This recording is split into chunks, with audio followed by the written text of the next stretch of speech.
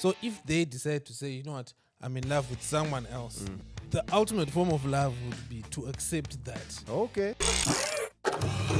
Hey guys, what's up? Welcome back to the Reactor. Emmanuel Simon Sakala right here, and with me in the studio is Matthew Manaka. How you guys all doing out there?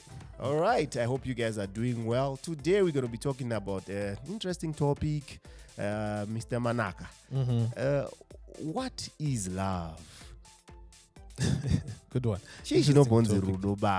And here I want us to talk about the eros kind of love. Okay, help me on the eros. What do you We mean? don't know that part. Okay, fine. The love between a man and a female in a what you call heterosexual relationship. Okay. What is love? What is love? I would start from the top to say probably love is not probably.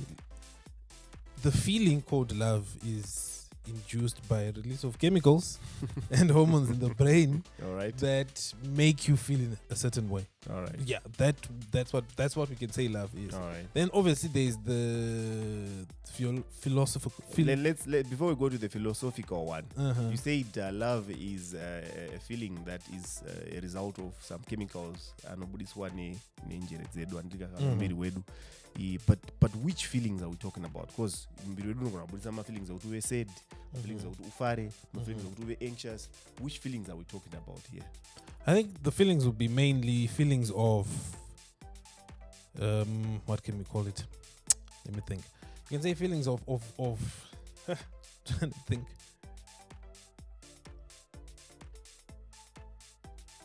Belonging. All right. Feeling of joy, just pure joy, yes. A feeling of probably wanting that person, wanting to be around that person, wanting to be with that person. I think those are the feelings that love evokes, and just general happiness when you see that person. All right. What I want to do is I want to list these things down so that even as we go further with our discussion, I'll have a reference point. We said belonging. We also said joy. Belonging, joy. What else? Sexual desire. Companionship. Can you say if that's a feeling? Companionship. I don't know. Maybe we can call it need, I guess. Need, yeah.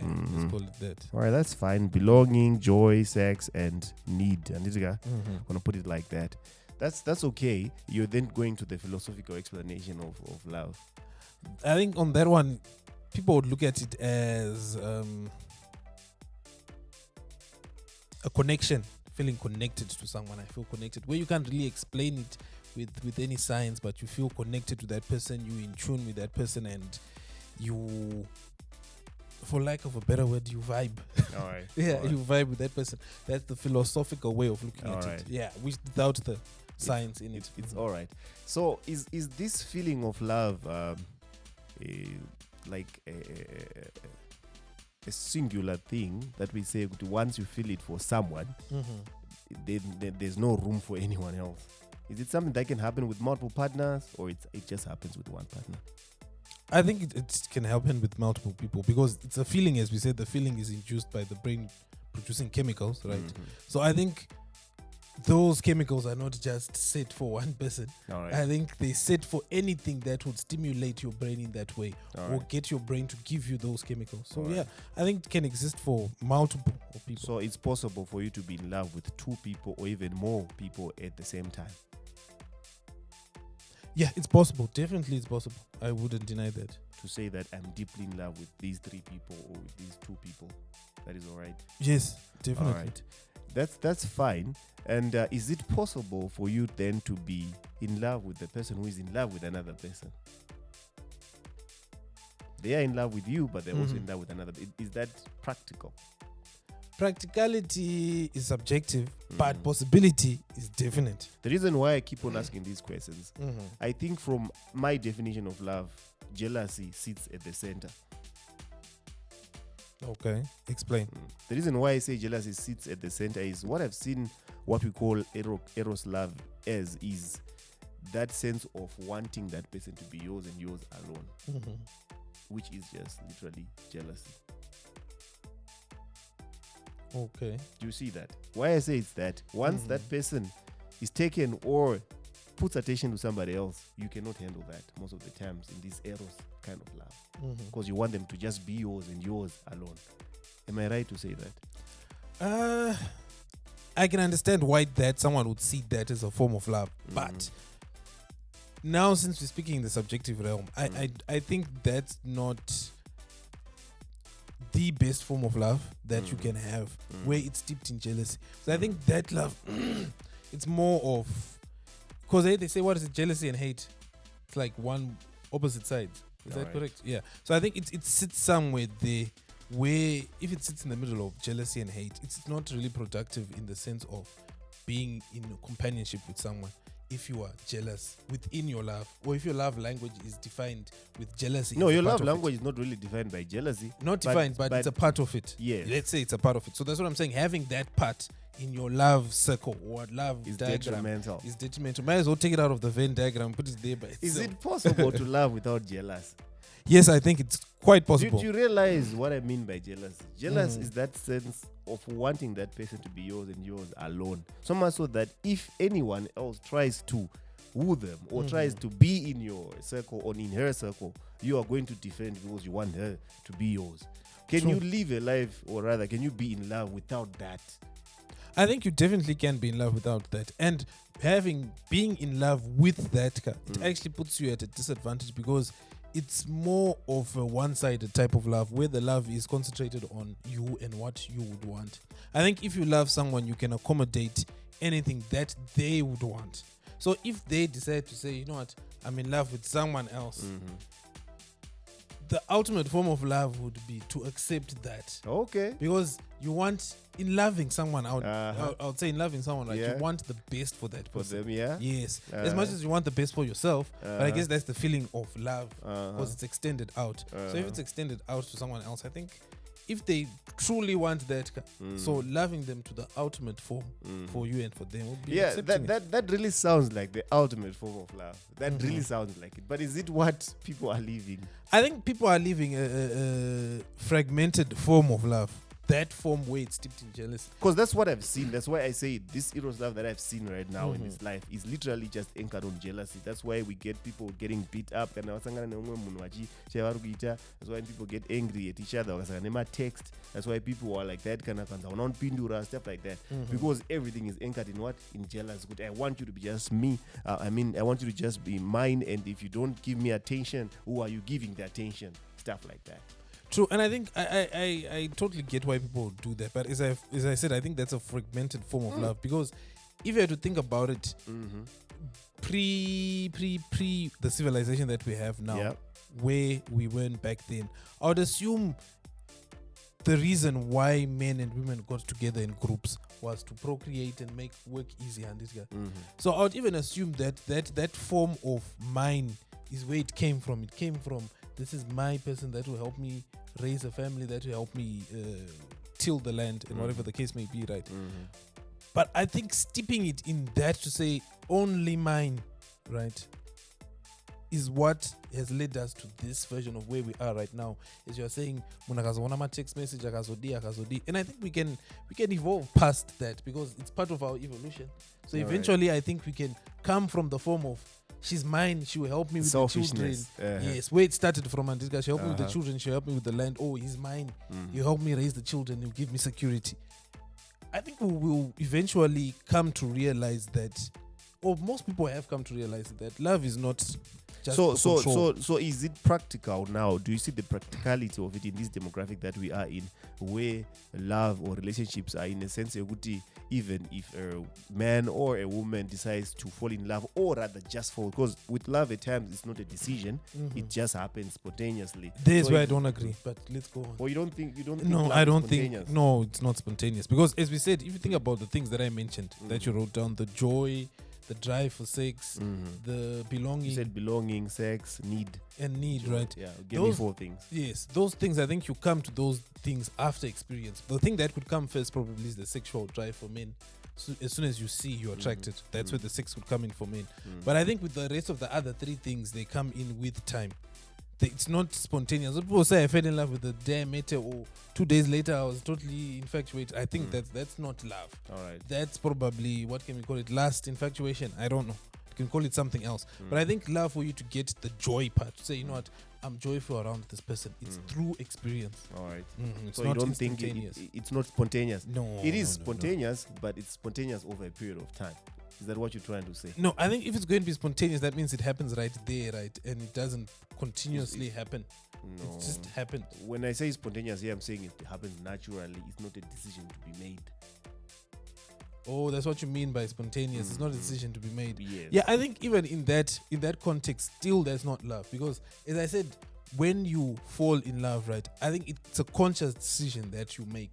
If you're going to be talking about love in its holistic nature, it's a conscious decision to love. That means loving the flaws, the bad, the good. Loving. You decide to love. You decide to say, you know what? Let me even give you as an example.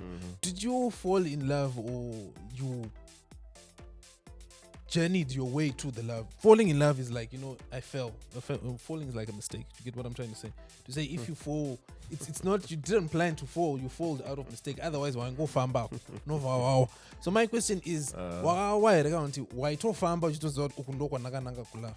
What was it with your case? I honestly actually think I fell in love because as much as I was dating my wife, I was dating her because I liked her. But along the way, something happened that I didn't expect. When it happened, I didn't expect it. Exactly. And for me, then was falling in love. I think there's probably how you may see it as falling in love, but I won't see it as falling in love according to the story that you gave me. I didn't decide to be in love. True. What I decided to do was to be friends with her. That's the decision. But the love part now was now a concoction of all these things that you talked about. There's no result out of chemical reactions in the brain, which are not even decisions. These things are just happening spontaneously. Do you know why I would say they're decisions, right? Because if you had to talk about you fell in love, that means you had an experience with your wife, right? Through the friendship, until finally you realized, but my one. So that's where my whole point is coming in to say, if you go through the experience, or as you go through the experience, that's when you get to love. You may not think of it as the conscious decisions, but going to see her, being around her, were the conscious decisions that got you to be in love. You get the sense? Yeah. So much so that if throughout the process you didn't go and see, you didn't do the things that you were doing, you might have not have been Fallen in love. Not fallen. I don't want to use fallen because I'm saying Mr. fallen. Manak, let's help each other here. In realizing things in these discussions. You are right in the sense there are things that lead to love. There are things that lead to you falling in love. There are things like that. And there's nothing wrong in admitting that. I think if they lead, it's not falling. I think if they lead, we can say there are things that lead you to be in love. The reason why I keep on saying that is it's actually possible for you to be in a relationship with someone, even a friendship relationship, without the knowledge of knowing what we're doing right now will actually cause us to fall in love. And then you can then fall in love. And it's falling when it's not planned. And is it? Right. Workmates. Maybe you are always working together. You're supposed to be on field work. You spend a lot of time together. So during that time, you realize, but X is actually a good guy, or X is actually a good woman, or stuff like that can happen. Subconsciously, you realize that maybe now a problem. You call that same person because maybe they're around you and you now know about them. Maybe you share issues because you're always together at work. And you can actually fall in love. Musinaku plan.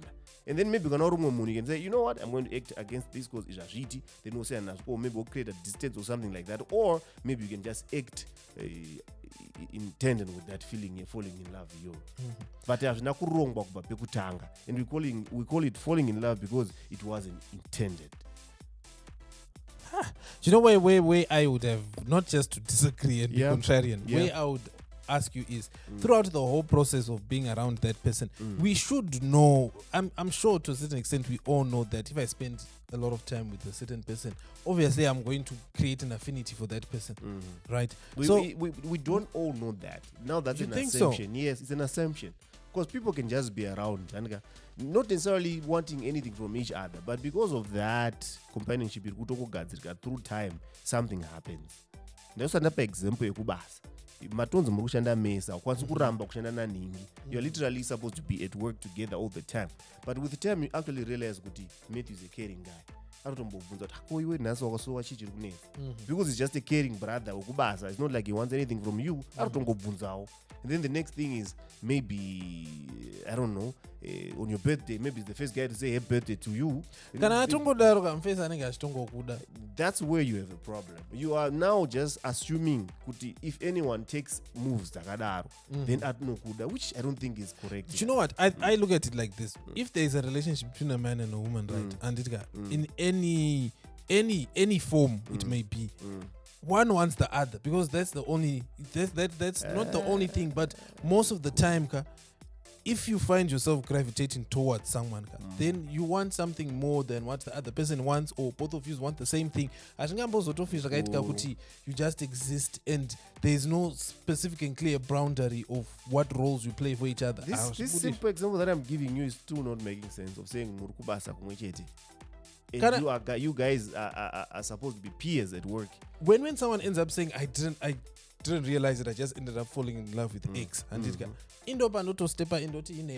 because you can see these actions going around you. You can see that the moment you even pick up the call to come in to call that person because that person is caring, or the moment that person even comments because they are caring, there are already feelings within it. Yes. That's what I'm saying. As you continuously do those things, you're actually cultivating those feelings. You may want to say it when you finally fall in love that I didn't realize it, but that's why I would say you'd be lying, because you actually did realize it. You were seeking those things that made you feel good. If it was the person you could talk to, you were seeking that person. If it was help, you needed help, you actively went to that person because you know what you are doing. I hardly think people end up saying you actively went to the person because you realized that they could give you help, and they gave you the help. Definitely. And your intention wasn't to fall in love with them. It was just because you have a workmate that can give you help, and they did give you help. And the problem here is we are assuming that everyone knows that this always leads to this. But I think we should, though. If we're adults, unless we should, children, it's a good statement. We should, but it doesn't mean that we know. If you hang around a guy, you hang around a girl, with most of the time, as long as you're a man or a girl, most of the time, either one is going to develop feelings or the other is going to develop, or both of you are going to develop. I think people should just know that from the jump, to say, once you're an adult, or once you're a teenager, what age can we give it? I don't know. But anyway, once you've grown, you cannot be in any form of friendship or companionship with a woman and not have feelings going either direction. Whether you want or you don't want, let's say you don't want, both of you don't want, you're just colleagues, right? But then you spend time together. One way or another, you should know that the more time you spend together, the more you rely on each other. It's going to create my feelings. That's okay. That as it may, say maybe falling in love is a decision, since there's a clear path of the whole process getting to be in love. So let's say we are all aware and we shouldn't make those decisions if we know that they're going to lead to that. Now coming back to the definition of your type of love, where you actually want the best for the other person, would it be bad for the other party in your relationship or your spouse to actually just entertain the other guys and talk and all that stuff, and she feels good, since you said you want the best for them, and you say your love is not anchored on jealousy? Yes, definitely. If they feel that that's what will fulfill them or make them feel happy, then genuinely, yes, I would support it. I would be comfortable with it. But here's the thing is, it also depends. Wow. It also depends. Good one. Wow. It also depends on you, the individual, to say, are you comfortable with it? Do you get what I'm trying to say? If you are comfortable with it and it doesn't affect you, then definitely I would say for here, both who these are we parties. talking about? There's only two parties. Your spouse is clearly comfortable with it. That's why she's doing it. Yes. And then you are the only party that's left now. What I'm saying is, if I'm the only party who's left, right, and I say, you know what, this is what this person really wants to do, and they're doing it, and I'll allow them to do it. I think the point that will come is, are you going to stay in the relationship like that, or are you going to move out of the relationship? That's what I'm saying. It depends on the person. You can still love the person but not be in a relationship with that person. Okay, so you 1 second. So what happens if then your spouse decides to go that route? You give them a choice to say. In my case, I was yes, speaking generally. I yes, was speaking about me. in your case. Okay. Okay. If my partner's like, you know what, definitely this is what I want. I really find myself fulfilled by this and this. I would explore the benefits and the disadvantages Of that. right? And the way I see it, and it has disadvantages because we go back to the things that we're talking about, those 4 things. To say the moment someone spends time with someone or uses that person as an emotional crutch or uses that person as an emotional confidant, right? There's already going to develop feelings of love. All right. Right. And in that context, for me, I wouldn't want to be in that type of situation. You don't want to be the second guy. No, I wouldn't want to be the only one. No, it's not that I don't want to be the only one. I want someone who matches what I view as love. Love is just my chemicals and they are not intrinsic to one partner. You can even just do even with 3 partners, really possible. Yes. Then you want to actually I am comfortable with my partner doing anything that makes her happy because at the end of the day I want her to be happy. That's what you want. Definitely. So now I don't understand now what you're saying because it seems like she's happy. You should be happy because you're in love with her regardless. No, yes, definitely. If you're in love with her, you'll be happy regardless of what she's doing. But doesn't necessarily mean that you want to be with that person. You can still love the person from a distance. So you know what, I love you, that side, and you're doing your thing. Remember, your definition of love was need. Not that I'll write these things down so that I can come back to them. The need, the want, the desire to be around that person. Yes. How then can you let them go when you are... But there's the other 4 things, right? To say love can now be love with other 3 parties. Like it's subject to your choice of these things. Yes, it's what really motivates you and what takes precedence for you on the list that I gave. To say if it's the sexual part that takes precedence for you, then you don't want anything to be disturbed in that realm.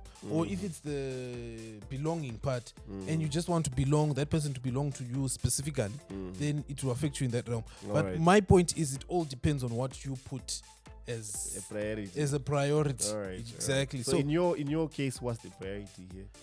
I think for me, one thing that I would put is we put what belonging. There's belonging, there's joy, there's need, and there's sex.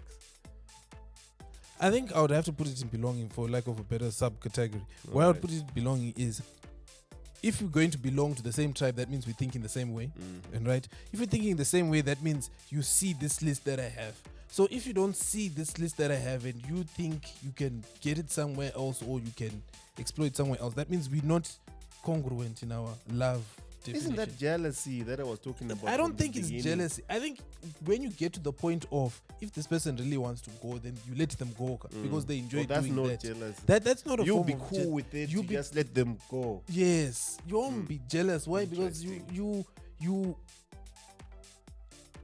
accept I their hear thinking. You. I totally hear you. It's very interesting.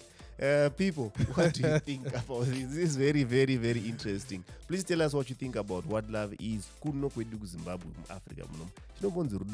Is this what we're talking about practical? Tell us in the comments what you think.